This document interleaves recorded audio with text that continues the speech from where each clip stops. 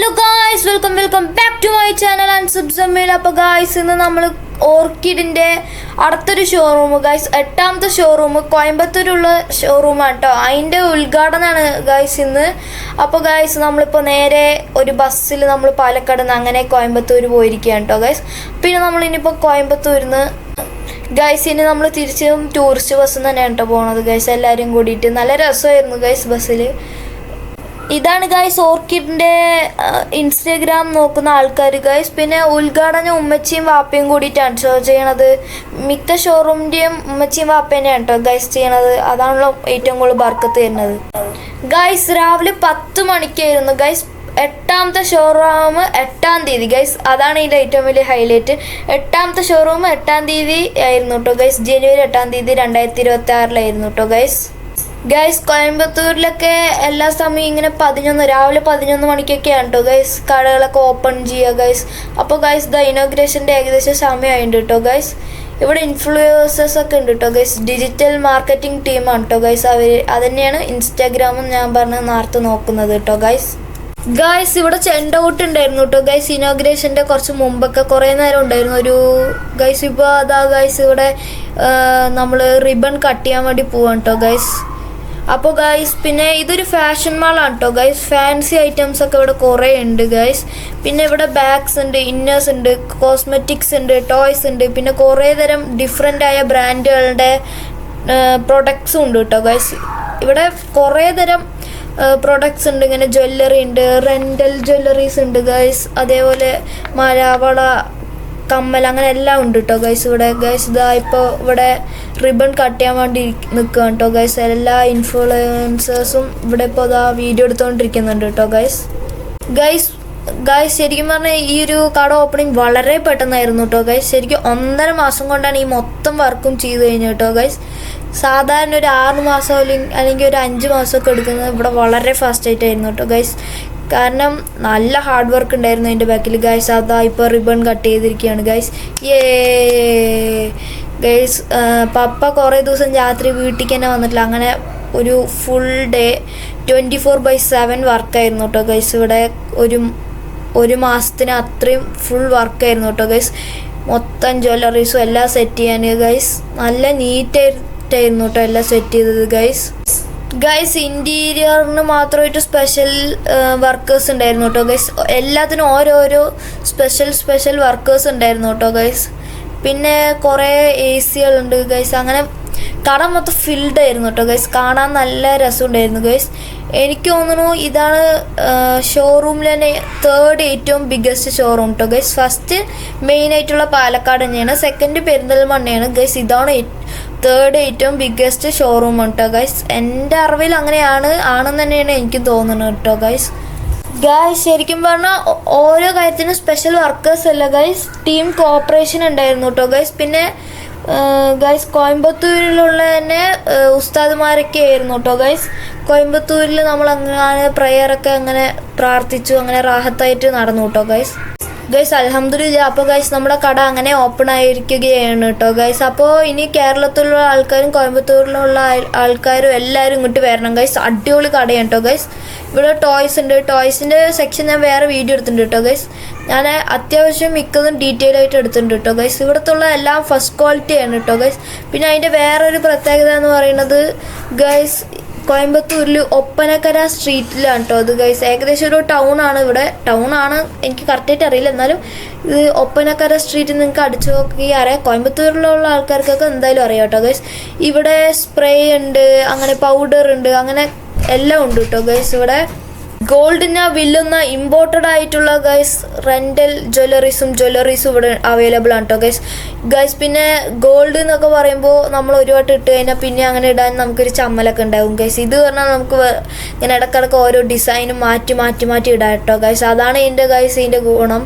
ഇവിടെ കോസ്മെറ്റിക് എന്നൊക്കെ പറഞ്ഞാൽ ഒരുപാട് ബ്രാൻഡിൻ്റെയും, ഞാൻ നേരത്തെ പറഞ്ഞ ഒരുപാട് ബ്രാൻഡിൻ്റെയും ഒരുപാട് ഡിഫറെൻറ്റ് ടൈപ്സും ഡിഫറെൻറ്റ് സെനാരിസിയിലും ഉണ്ട് കേട്ടോ ഗൈസ്.